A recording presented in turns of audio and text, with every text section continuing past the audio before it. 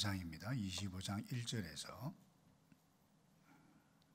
31절까지 말씀을 봅니다.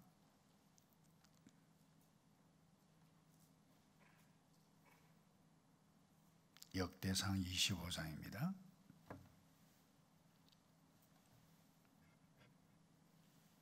1절입니다. 다윗이 군대 지휘관들과 더불어 아삽과 헤만과 여두둔의 자손 중에서 고별하여 섬기게 하되 수금과 비파와 재금을 잡아 신령한 노래를 하게 하였으니 그 직무대로 일하는 자의 수요는 이러하니라.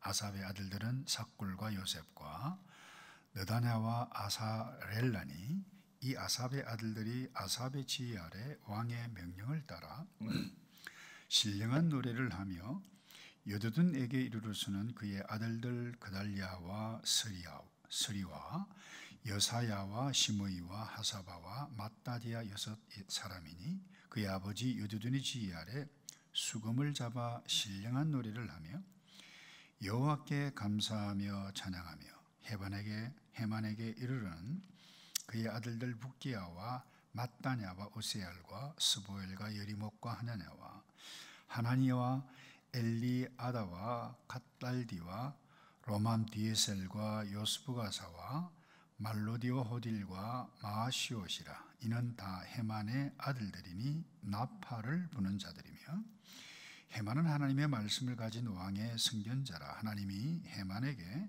14아들과 3딸을 주셨더라. 이들이 다 그들의 아버지의 지휘 아래 재금과 비파와 수금을 잡아 여호와의 전에서 노래하여 하나님의 전을 섬겼으며 아삽과 여두둔과 헤만은 왕의 지휘 아래 있었으니 그들과 모든 형제 곧 여호와께 찬송하기를 배워 익숙한 자의 수요가 288명이라. 이 무리의 큰 자나 작은 자나 스승이나 제자를 막론하고 다같이 제비 뽑아 직임을 얻었으니 첫째로 제비 뽑힌 자가 아삽의 아들 중 요셉이요 둘째는 그달리아니 그와 그의 형제들과 아들들 12명이요 셋째는 삭굴이니 그의 아들들과 형제들과 12명이요 넷째는 이스리이니 그의 아들들과 형제들과 12명이요 다섯째는 느다냐니 그의 아들들과 형제들과 12명이요 여섯째는 북기야니 그의 아들들과 형제들과 12명이요 일곱째는 여사렐라니 그의 아들들과 형제들과 12명이요 여덟째는 여사야니 아홉째는 맏다냐니 그의 아들들과 형제들과 12명이요 열째는 시므이니 그의 아들들과 형제들과 12명이요 열한째는 아사렐이니 그의 아들들과 형제들과 12명이요 열두째는 하사바니 그의 아들들과 형제들과 12명이요 열셋째는 수바일이니 그의 아들들과 형제들과 12명이요 열넷째는 맏다디아니 그의 아들들과 형제들과 12명이요 열여섯째는 여레못이니 그의 아들들과 형제들과 12명이요 열여섯째는 하나냐니 그의 아들들과 형제들과 12명이요 열일곱째는 요스부가사니 그의 아들들과 형제들과 12명이요 열여덟째는 하나냐니 그의 아들들과 형제들과 12명이요 열아홉째는 말로디니 그의 아들과 형제들과 12명이요 스무째는 엘리아다니 그의 아들과 형제들과 12명이요 스물한째는 호다리니 그의 아들들과 형제들과 12명이요 스물둘째는 깃달디니 그의 아들들과 형제들과 12명이요 스물셋째는 마시옷이니 그의 아들들과 형제들과 12명이요 스물넷째는 로맘디에셀이니 그의 아들들과 형제들과 12명이었더라. 아멘. 이 다윗이 24장인가요? 24장에는 그 아론의 그 후손들 중에서 이 제사장들을 교대로 봉사할 수 있도록 24반열로 이렇게 조직을 합니다. 그리고 레위의 후손들 이어서 후손들 성막에서 제사장을 돕는 일뿐만 아니라 오늘 본문에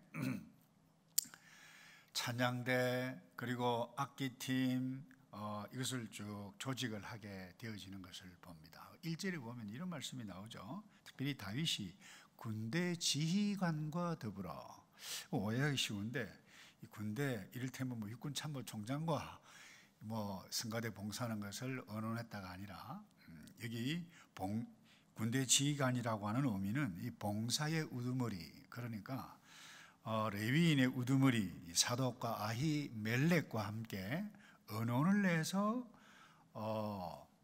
24교대로 이렇게 정리를 해 갔다라고 하는 것을 보게 됩니다.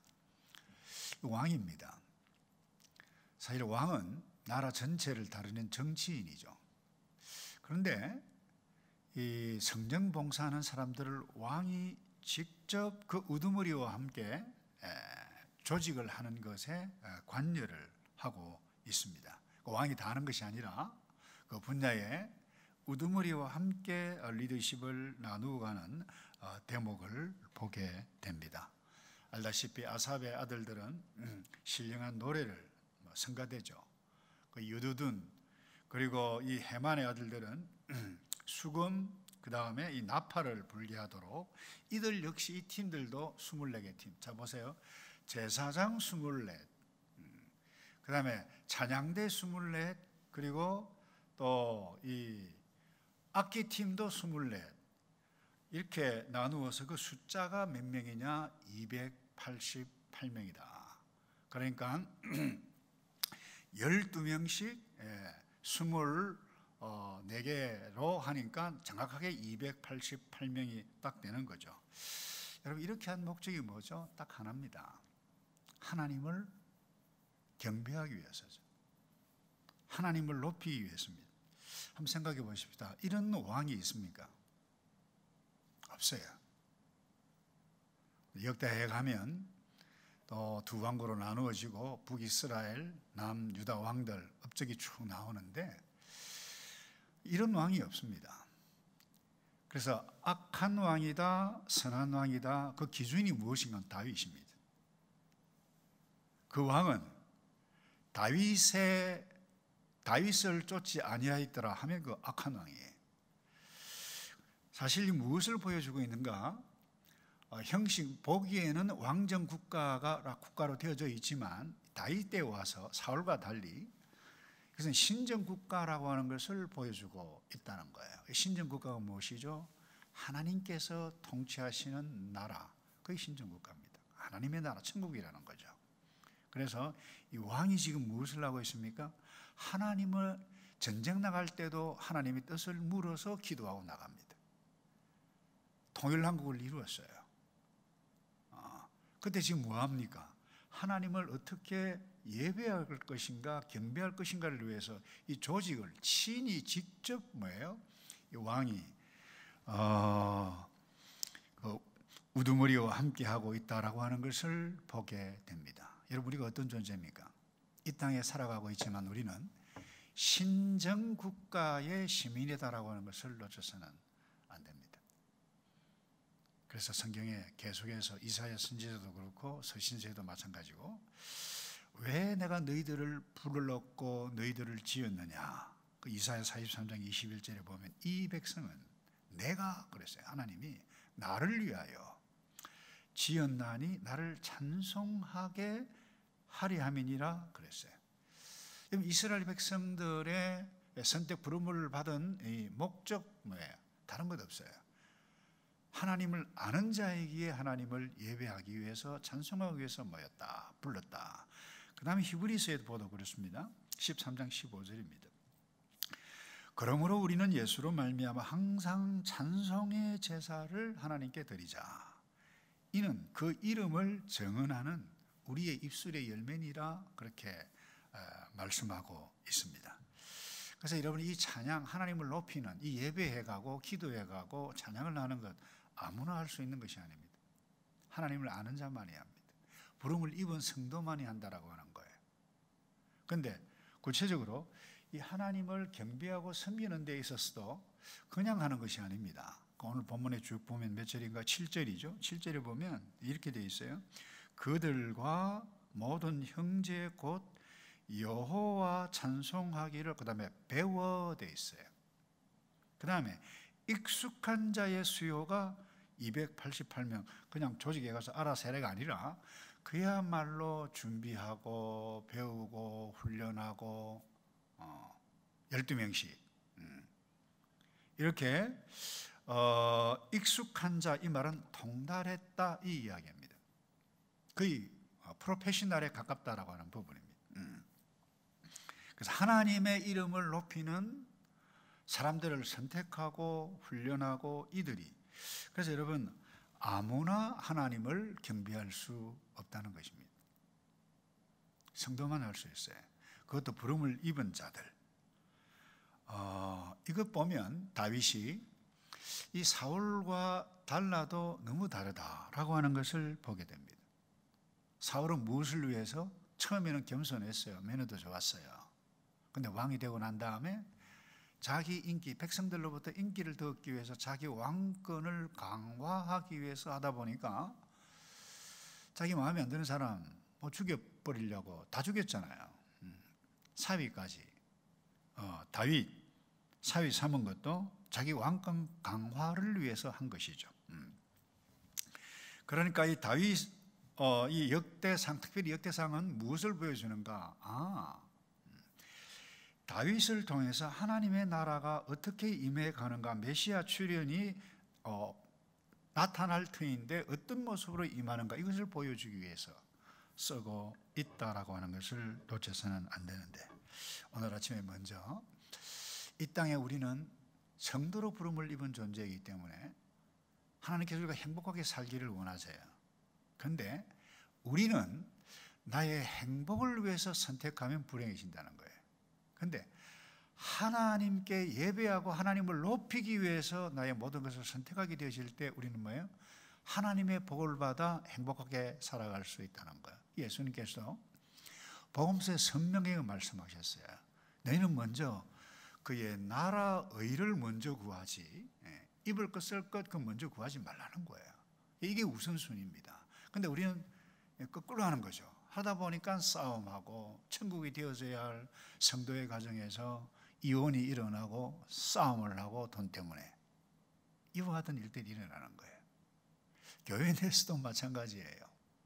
내가 어떻게 섬길까, 하나님의 이름 어떻게 섬길까, 여기에 집중하다 보면 하나님을 높이는데, 이게 다 나와 무엇과 관계 있다 보면 하지 않아야 할 행동도 하고 말도 하고, 그러다 보면 실수도 하고 싸움도 나고 내 말 잘 듣는 사람 그룹핑하고, 이 지옥이죠. 그 하나님의 나라가 아닙니다, 그것은. 그래서 오늘 내가 오늘 다윗으로 사는 장본인이 되어져야 되겠다. 오늘의 다윗으로 살아가는 저와 여러분 되기를 축복하고요. 그 다음 두 번째, 이 일이 어떻게 해서 가능했습니까? 딴 거 없어요. 첫 번째는 여호와 하나님께서 다윗과 함께 하셨습니다. 그리고 또 하나, 이 다윗은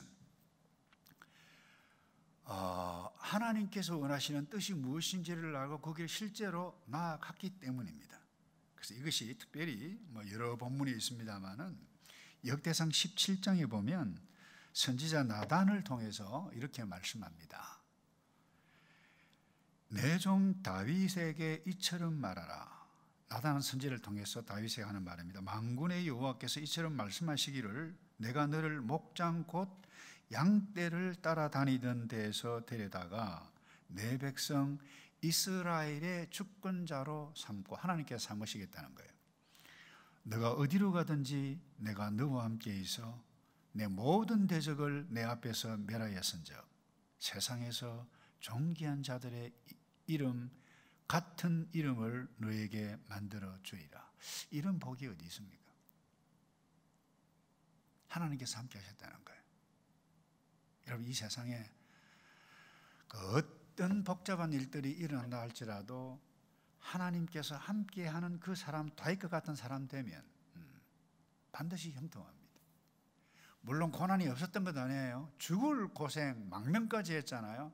창던짐을 당하고 온갖 어려움을 수치까지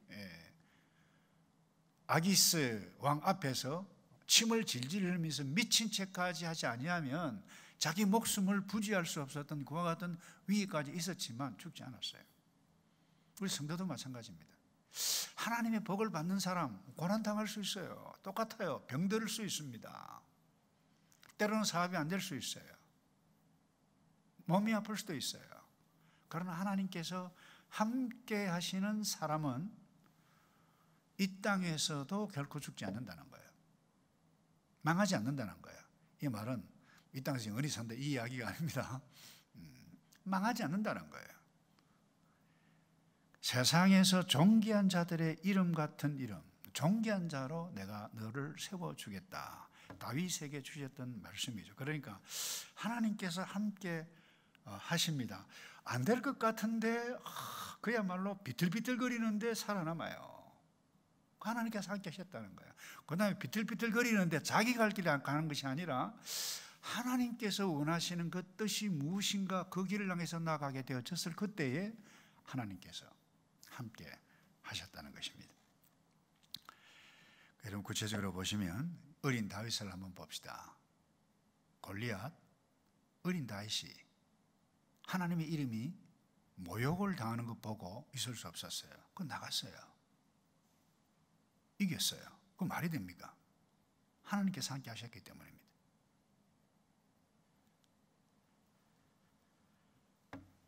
주권 국가 통일왕국을 다 이루고 난 다음에 한 것이 뭡니까? 언약궤를 법궤를 가지고 와야 되겠다라고 하는 그와 같은 마음을 품습니다. 너 성전 건축할 수 없다라고 했을 그때도 뭡니까? 아이고 하나님 왜 이러신가 그렇게 하지 않았어요. 알아서 자기가 저 어린 솔로몬, 다윗 아들이 여러 명이 있었어요. 그런데 왜 하나님께서 솔로몬을 콕 집어서 말씀했어요? 그 하나님의 뜻을 알고 왕인 자기가 준비할 것 다 사실 다윗이 다 준비하잖아요. 금, 은 다 준비합니다. 목재까지 준비합니다.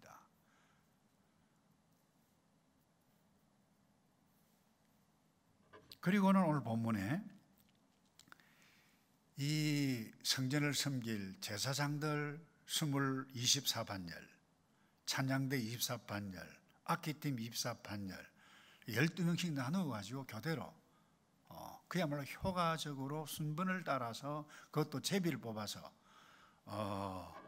정하게 되어진 것을 보게 됩니다. 말씀을 정리합니다. 오늘 누가 필요한가? 이 다윗과 같은 한 사람이 나타나게 되어지면 하나님의 나라가 어떤 나라인가라고 하는 것을 보여주는 위대한 왕 같은 제사장이 필요하다는 거예요. 내가 우리의 가정에서, 우리의 목장에서, 우리의 교회에서 여러분 이와 같은 다윗과 같은 뜻을 품은 한 사람을 통해서 하나님의 나라가 계속 이어져 간다라고 하는 것을 보게 됩니다. 초대교회만 한번 보세요. 예수님 승천하신 무렵에 제자들 벌벌벌 떨어서 얘 어떻게 할까? 어떻게 살아남지? 그때 약속하신 성령을 마가요한 다락방에서 성령을 받고 난 다음에 달라졌어요. 베드로 한 사람 예루살렘 광장에서 설교했을 때 3,000명씩 왔어요. 또 그 가운데 문제도 많았죠. 그러나 이 바나바라고 하는 사람이 딱 들어오니까 이 교회 공동체에 무엇이 필요한가라고 하는 것들을 보게 됩니다. 자기 재산 내어놔요. 아름다운 하나님의 나라의 모습이 나타나고 있다라고 하는 것입니다. 그래서 시대마다 교회마다 주님 오실 때까지 이 다윗의 영성을 지니고 있는 사람 한 사람 그것이 부엌이든 주방뿐만 아니라 목장이든 차량 봉사든 그 어떤 것이든 이 다윗의 영성을 지닌 사람 저 집사님 저분 저 장로님, 저 성도 때문에 와 정말 놀랍다라고 하는 이와 같은 아름다운 하나님의 나라의 모습을 엮어갈 수 있는 장본인이 저와 여러분일 수 있기를 주님의 이름으로 축복합니다. 다 같이 기도하겠습니다.